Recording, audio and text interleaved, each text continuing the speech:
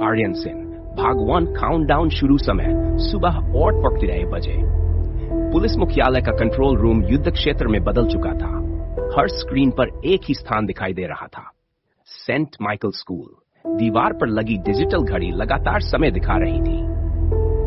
किसी भी व्यक्ति को हर गुजरता सेकंड किसी की जिंदगी कम कर रहा था। इंस्पेक्टर विक्रम राठौड़ ने वायरलेस उठाया। सभी यूनिट्स सुने, स्कूल को चारों तरफ से घेर लिया जाए। किसी भी व्यक्ति को बिना तलाशी अंदर या बाहर जाने की अनुमति नहीं होगी। बम निरोधक दस्ता, डॉग स्क्वाड और एम्बुलेंस तुरंत रवाना हो। जी सर। पूरा कंट्रोल रूम आदेशों की आवाज से गूंज उठा, लेकिन कमरे के एक कोने में खड़ा आर्यन सिंह बिल्कुल शांत था। उसकी नजर दीवार पर लगी घड़ी पर नहीं, बल्कि मेज पर रखी उस पुरानी जेब घड़ी पर थी जो भ्रम ने भेजी थी। उसने धीरे से घड़ी उठाई। सुइयां अब भी 9 पर रुकी हुई थी। आर्यन ने आंखें बंद की।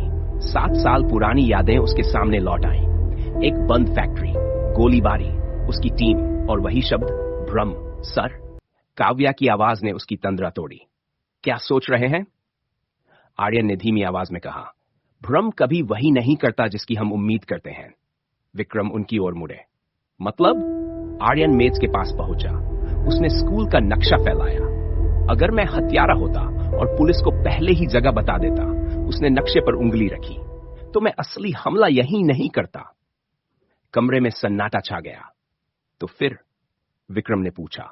आर्यन ने मुस्कुराकर कहा, यह जगह नहीं हान भटकाने का जाल है। इसी क्षण कंट्रोल रूम में एक अधिकारी चिल्लाया, सर, स्कूल के बाहर 50 से ज्यादा पुलिसकर्मी पहुंच चुके हैं। आर्यन ने सिर हिलाया। यही तो वह चाहता था। विक्रम की आंखें सिकुड़ गई। तुम कहना क्या चाहते हो? आर्यन ने जेब से पुराना पेंडेंट निकाला, जिस पर वही रहस्यमयी चिन्ह बना था। भ्रम का पहला नियम है, जहां सबकी नजर हो वहां कभी सच नहीं होता। उसी समय ट्रिंग। विक्रम का मोबाइल बज उठा। स्क्रीन पर कोई नंबर नहीं था। उन्होंने तुरंत कॉल रिसीव की। दूसरी तरफ से वही बदली हुई आवाज सुनाई दी, इंस्पेक्टर। क्या चाहते हो तुम? हल्की हंसी सुनाई दी। आप फिर वही गलती कर रहे हैं। विक्रम गर्जे। कौन हो तुम? आवाज बोली, स्कूल में मौत नहीं मिलेगी। मौत तो वहां आपका इंतजार कर रही है। और कॉल कट गया। कमरे में कुछ सेकंड तक कोई कुछ नहीं बोला। तभी आर्यन की नजर मेज पर रखे शहर के बड़े नक्शे पर गई। उसने अचानक एक लाल पेन निकालकर दूसरे स्थान पर लगा दी। विक्रम ने पूछा, यह कौन सी जगह है? आर्यन का चेहरा गंभीर हो गया। पुराना सिटी क्लॉक टावर। क्यों? क्योंकि आज सुबह ठीक 9 बजे वहां 100 से ज्यादा लोग मौजूद होंगे। क्यों? आर्यन ने घड़ी की ओर देखा। क्योंकि आज उस टावर की 4वीं वर्षगांठ का सार्वजनिक समारोह है। विक्रम की आंखें फैल गईं। अगर आर्यन सही था तो स्कूल सिर्फ एक छलावा था और असली हमला पूरे शहर के सामने होने वाला था। काउंटडाउन शुरू हो चुका था। बाकी समय सिर्फ मिनट।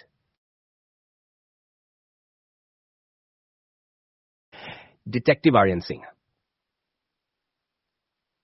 भाग 2 दौड़ समय के खिलाफ समय सुबह 8:40 बजे पुलिस मुख्यालय के कंट्रोल रूम में तनाव हर गुजरते सेकंड के साथ बढ़ रहा था।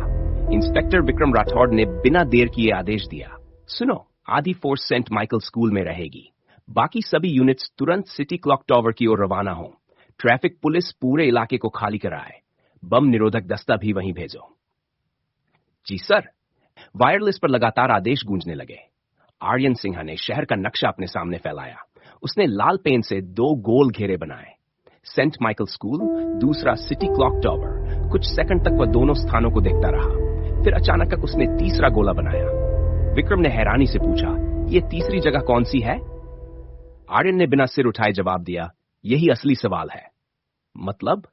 भ्रम हमेशा 3 चाल चलता है। कमरे में बैठे अधिकारी उसकी ओर देखने लगे। आर्यन ने समझाना शुरू किया। पहली चाल, डर पैदा करना। उसने स्कूल पर उंगली रखी। दूसरी चाल, पुलिस का ध्यान भटकाना। उसने क्लॉक टावर पर उंगली रखी। फिर तीसरे गोले पर हाथ रखा। और तीसरी चाल, असली वार। कमरे में खामोशी छा गई। लेकिन यह तीसरी जगह है कहां? विक्रम ने पूछा। आर्यन कुछ बोलता, उससे पहले ही साइबर सेल का अधिकारी दौड़ता हुआ अंदर आया। सर, हमने दोनों मृतकों के मोबाइल डेटा रिकवर कर लिया है। कुछ मिला? जी सर। उसने स्क्रीन पर 2 तस्वीरें दिखाई। पहली तस्वीर राहुल मेहता, दूसरी रेलवे गोदाम में मिला व्यक्ति।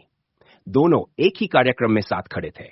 तस्वीर के पीछे एक बड़ा बैनर लगा था, आर्य फाउंडेशन वार्षिक सम्मेलन। विक्रम ने पूछा, ये आर्य फाउंडेशन क्या है? अधिकारी ने फाइल खोली। एक चैरिटी संस्था जो 5 साल पहले अचानक बंद हो गई थी। आर्यन अचानक खड़ा हो गया। उस संस्था का मालिक कौन था? अधिकारी ने जवाब पढ़ा, डॉ समर वर्मा। आर्यन का चेहरा एकदम बदल गया। उसने धीरे से कहा, असंभव। आप जानते हैं उसे? विक्रम ने पूछा। आर्यन कुछ पल चुप रहा, फिर बोला, डॉ समर वर्मा 7 साल पहले मर चुका है। कमरे में मौजूद हर व्यक्ति चौंक गया। क्या? मैंने उसकी मौत अपनी आंखों से देखी थी। उसी क्षण कंट्रोल रूम की सभी स्क्रीन एक साथ चिलमिलाने लगी। पूरे सिस्टम पर काली स्क्रीन छा गई। कुछ सेकंड बाद एक सफेद मुखौटा पहने व्यक्ति स्क्रीन पर दिखाई दिया। उसकी आवाज इलेक्ट्रॉनिक थी। सुप्रभात इंस्पेक्टर विक्रम, और स्वागत है आर्यन सिन्हा। कमरे में मौजूद सभी अधिकारी स्तब्ध रह गए। मुखौटे वाला व्यक्ति कैमरे की ओर झुका। तुम समय के खिलाफ दौड़ रहे हो, लेकिन घड़ी मेरे हाथ में है। उसने अपनी कलाई घड़ी दिखाई। उस पर समय था 11 मिनट बाद। पूरा शहर समझ जाएगा कि भ्रम कोई इंसान नहीं, एक सोच है। स्क्रीन अचानक काली हो गई। उसी समय कंट्रोल रूम की बिजली चली गई। पूरा कमरा अंधेरे में डूब गया। सिर्फ एक चीज दिखाई दे रही थी, आर्यन की जेब घड़ी, जो अपने आप फिर चलने लगी थी। टिक टिक, और हर टिक के साथ मौत एक कदम और करीब आ रही थी।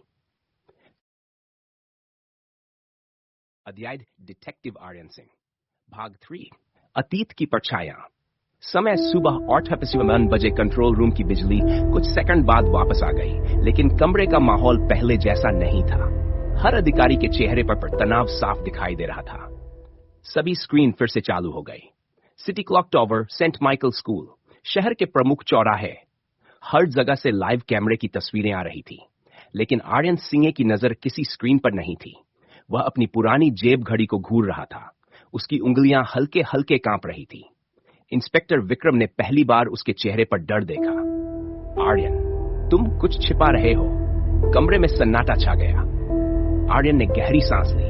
हाँ, और शायद यही मेरी सबसे बड़ी गलती थी। वह धीरे धीरे कॉन्फ्रेंस टेबल के पास आया। उसने अपनी पुरानी फाइल प्रोजेक्ट बीरैम खोली। अंदर कई पुरानी तस्वीरें थीं। एक तस्वीर में 5 लोग खड़े थे। बीच में युवा आर्यन, उसके साथ 4 अन्य अधिकारी। विक्रम ने तस्वीर उठाई। ये लोग कौन हैं? आर्यन की आवाज भारी हो गई। मेरी पहली जांच टीम। उसने तस्वीर पर उंगली रखी। रोहित, रिया, फैड्स, डॉ समर वर्मा। विक्रम अचानक चौंक पड़े। रुको, डॉ समर वर्मा, यही नाम अभी साइबर सेल ने लिया था। आर्यन ने सिर झुका लिया।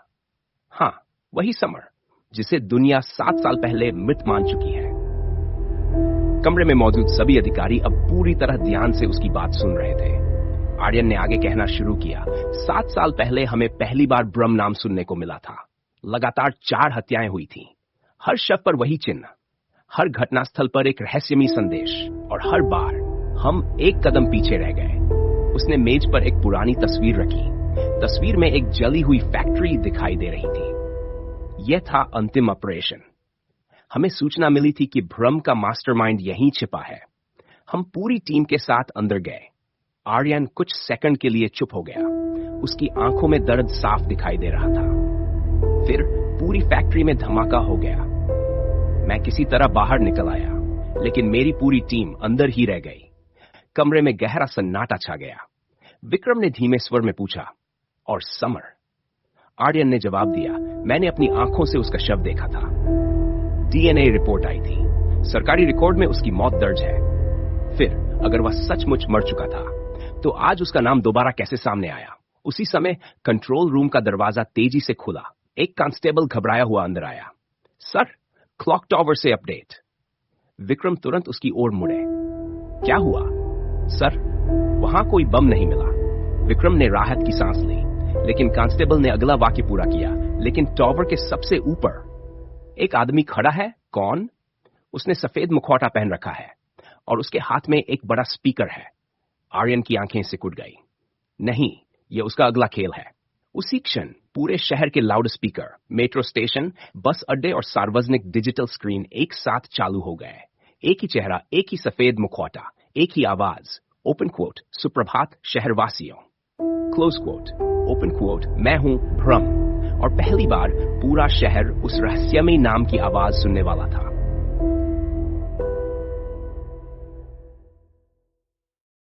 अध्याय 3, डिटेक्टिव आर्यन सिंह। भागजौर, शहर के नाम, पहला संदेश। समय सुबह 8:25 बजे। पूरा शहर अचानक रुक सा गया। मेट्रो स्टेशनों की बड़ी स्क्रीनें, बस अड्डों पर लगे एलईडी बोर्ड, शॉपिंग मॉल के डिस्प्ले, यहां तक कि कई मोबाइल फोनों पर चल रही लाइव न्यूज भी एक पल में बंद हो गई। हर स्क्रीन पर सिर्फ एक ही चेहरा दिखाई दे रहा था, सफेद मुखौटा, काली हुडी और उसके पीछे अंधेरा। कुछ सेकंड तक केवल सन्नाटा रहा, फिर वही बदली हुई आवाज गूंजी। ओपन क्वोट, डरिए मत, क्लोज क्वोट। ओपन क्वोट, मैं मौत नहीं लाया, क्लोज क्वोट। ओपन क्वोट, मैं सच दिखाने आया हूं, क्लोज क्वोट। शहर के लोग हैरानी से स्क्रीन देखने लगे। कई जगह भीड़ जमा होने लगी। पुलिस कंट्रोल रूम में साइबर टीम पूरी कोशिश कर रही थी कि प्रसारण का स्रोत खोजा जाए। सर, एक अधिकारी चिल्लाया, सिग्नल एक जगह से नहीं आ रहा। मतलब, यह प्रसारण दर्जनों सर्वरों से एक साथ हो रहा है। विक्रम ने मेज पर मुट्ठी मारी। तो कोई भी असली लोकेशन नहीं पकड़ पा रहा? नहीं सर। उधर स्क्रीन पर मुखौटा पहने व्यक्ति बोलता रहा, ओपन क्वोट, तुम लोग मुझे अपराधी कहते हो, क्लोज क्वोट, लेकिन सबसे बड़ा अपराधी कौन है? Close quote. ओपन क्वोट, वह जो हत्या करता है, क्लोज क्वोट। ओपन क्वोट, या वह जो सच छिपाता है, क्लोज क्वोट। उसने कुछ सेकंड रुककर कैमरे के बेहद करीब आकर कहा, open quote, inspector Vikram. Open quote, तुम सच की रक्षा नहीं कर रहे, क्लोज क्वोट। ओपन क्वोट, तुम झूठ की सुरक्षा कर रहे हो, क्लोज क्वोट। विक्रम के चेहरे पर गुस्सा साफ दिखाई देने लगा। आर्यन अब भी शांत था। उसने स्क्रीन को ध्यान से देखा, फिर अचानक बोला, वीडियो रोकिए। तकनीकी अधिकारी ने रिकॉर्डिंग रोक दी। जूम कीजिए। स्क्रीन के पीछे एक धुंधली दीवार दिखाई दे रही थी। सामान्य नजर से देखने पर वह सिर्फ कंक्रीट लग रही थी, लेकिन आर्यन ने एक छोटे से हिस्से की ओर इशारा किया। ये देखो। सभी अधिकारियों ने ध्यान से देखा। दीवार पर आधा मिटा हुआ एक पुराना लोगो था। डॉक्टर मीरा ने धीरे से कहा, यह पुराने सिटी मेडिकल रिसर्च सेंटर का निशान है। विक्रम ने तुरंत पूछा, वह इमारत तो 5 साल पहले बंद हो गई थी? हाँ, और अब पूरी तरह खाली है। आर्यन ने तुरंत निर्णय लिया, वही असली जगह है। तुम इतने यकीन से कैसे कह सकते हो? विक्रम ने पूछा। आर्यन ने स्क्रीन की ओर देखते हुए कहा, भ्रम हमेशा अपने संदेश में एक गलती छोड़ता है, जानबूझकर। वह चाहता है कि कोई योगी व्यक्ति उसे पकड़ सके। उसी समय मुखौटा पहने व्यक्ति फिर बोलने लगा, open quote, close quote. Open quote, अगर तुम ये देख रहे हो, क्लोज क्वोट। ओपन क्वोट, तो मुझे यकीन है, क्लोज क्वोट। ओपन क्वोट, तुमने मेरा संकेत समझ लिया होगा, क्लोज क्वोट। पूरा कंट्रोल रूम स्तब्ध रह गया। वह सीधे आर्यन से बात कर रहा था। फिर उसने अपनी कलाई घड़ी कैमरे के सामने लाई। समय आई टिशी, उसने मुस्कुराकर कहा, open quote, 2 minute. Open quote, अगर हिम्मत है, क्लोज क्वोट। ओपन क्वोट, तो मुझे रोक लो। स्क्रीन अचानक काली हो गई। कमरे में गहरी खामोशी छा गई। विक्रम ने बिना एक पल गंवाए आदेश दिया, स्पेशल टास्क फोर्स तैयार करो। हम अभी सिटी मेडिकल रिसर्च सेंटर जा रहे हैं। आर्यन ने अपनी जेब घड़ी बंद की। उसकी आंखों में वर्षों बाद वही चमक लौट आई थी। आज या तो भ्रम पकड़ा जाएगा, या फिर वह हमें ऐसा सच दिखाएगा जिसे देखने के बाद हमारी पूरी दुनिया बदल जाएगी। दोनों तेजी से कंट्रोल रूम से बाहर निकले। घड़ी की सुइयां अब अंतिम मिनट की ओर बढ़ चुकी थी। समय 1 मिनट बाद खेल का पहला असली अध्याय शुरू होने वाला था। डिटेक्टिव आर्यन सिंह, भाग वाई, पहला सामना। समय सुबह सायरन की तेज आवाज पूरे शहर में गूंज रही थी। इंस्पेक्टर विक्रम राठौड़ की एसयूवी सबसे आगे थी। उसके पीछे स्पेशल टास्क फोर्स की 3 गाड़ियां, बम निरोधक दस्ता और एम्बुलेंस तेजी से सिटी मेडिकल रिसर्च सेंटर की ओर बढ़ रहे थे। सड़क पर ट्रैफिक पुलिस ने पूरा रास्ता खाली करा दिया था। हर सेकंड अब कीमती था। आर्यन सिंह जीप की आगे वाली सीट पर बैठा खिड़की से बाहर देख रहा था। उसके हाथ में वही पुरानी जेब घड़ी थी। उसने धीरे से कहा, वह हमें समय से नहीं हराना चाहता। विक्रम ने पूछा, तो? वह हमें हमारे फैसलों से हराना चाहता है। जीप रिसर्च सेंटर के बाहर आकर रुकी। पुरानी इमारत वर्षों से वीरान पड़ी थी। टूटी हुई खिड़कियां, जंग लगे लोहे के गेट और दीवारों पर उगी काई उसे किसी छोड़े हुए अस्पताल जैसा बना रही थी। मुख्य दरवाजा आधा खुला हुआ था, जैसे कोई उनका इंतजार कर रहा हो। विक्रम ने आदेश दिया, टीम अल्फा बाएं विंग से, टीम ब्रावो पीछे से घेराबंदी करो। कोई भी बिना आदेश गोली नहीं चलाएगा। सभी कमांडो अंदर घुस गए। इमारत के भीतर अजीब सी शांति थी, सिर्फ छत से टपकते पानी की आवाज। टप टप। आर्यन अचानक रुक गया। उसने फर्श पर पड़े धूल के निशानों को देखा। रुको। वह घुटनों के बल बैठा। धूल में केवल एक ही व्यक्ति के पैरों के निशान थे, लेकिन बाहर आने के निशान नहीं थे। वह अभी भी अंदर है। आर्यन ने धीमे स्वर में कहा। इसी क्षण इमारत के पुराने स्पीकर अपने आप चालू हो गए। वही इलेक्ट्रॉनिक आवाज पूरे भवन में गूंज उठी। ओपन कोट, स्वागत है Aryan, close quote. Open quote, 7 साल बाद फिर मुलाकात हुई, क्लोज कोट। विक्रम ने चिल्लाकर कहा, बाहर आओ। जवाब में सिर्फ हंसी सुनाई दी। फिर आवाज बोली, तुम लोग मुझे ढूंढने आए हो, क्लोज कोट। ओपन कोट, लेकिन मैं तो शुरू से तुम्हारे सामने था, क्लोज कोट। अचानक पूरी इमारत की बिजली बुझ गई। चारों ओर घना अंधेरा छा गया। कमांडो ने तुरंत टॉर्च जला दी। रोशनी की किरणें अंधेरे को चीर रही थी। तभी ऊपर की मंजिल से किसी के भागने की आवाज आई। ठक ठक। ऊपर। विक्रम चिल्लाए। आर्यन और 2 कमांडो सीढ़ियों की ओर दौड़े। दूसरी मंजिल पर पहुंचते ही उन्होंने एक काले कपड़ों में लिपटी आकृति को लंबे गलियारे के अंत में खड़े देखा। उसने सफेद मुखौटा पहन रखा था। पहली बार उनकी आंखों के सामने था। विक्रम ने पिस्तौल तान दी। हाथ ऊपर। मुखौटा पहने हुए व्यक्ति बिल्कुल नहीं हिला। उसने धीरे धीरे अपना दायां हाथ उठाया, लेकिन हथियार निकालने के बजाय उसने अपना मुखौटा उतारना शुरू किया। आर्यन की सांसें थम गईं। मुखौटा जमीन पर गिरा। रोशनी सीधे उस चेहरे पर पड़ी। आर्यन की आंखें फैल गईं। उसके होंठ कांप उठे। नहीं, यह असंभव है। विक्रम ने उस आदमी की ओर देखा। तुम इसे जानते हो? आर्यन की आवाज मुश्किल से निकली। यह डॉ समर वर्मा है, वही व्यक्ति जिसकी मौत 7 साल पहले सरकारी रिकॉर्ड में दर्ज हो चुकी थी। लेकिन अगले ही पल डॉ समर वर्मा मुस्कुराया। उसने धीरे धीरे ताली बजाई और कहा, ओपन कोट, गलत जवाब Aryan, close quote. Open quote, मैं ब्रह्मिस कोट। ओपन कोट, मैं तो सिर्फ उसका पहला गवाह हूं। इतना कहकर उसने अपनी जैकेट की जेब से एक छोटा रिमोट निकाला और लाल बटन दबा दिया। पूरी इमारत जोर से कांप उठी। धड़ाम। नीचे की मंजिल से एक भीषण विस्फोट की आवाज गूंजी। धूल, धुआं और मलबा पूरे भवन में फैल गया। आर्यन और विक्रम जमीन पर गिर पड़े और उसी धुएं के बीच डॉ समर वर्मा गायब हो चुका था। अध्याय 3 समाप्त। आगे अध्याय 4, पहला गवाह गायब का रहस्य, डॉ समर की गुमशुदगी और भ्रम के गुप्त नेटवर्क का पहला वास्तविक सुराग सामने आएगा।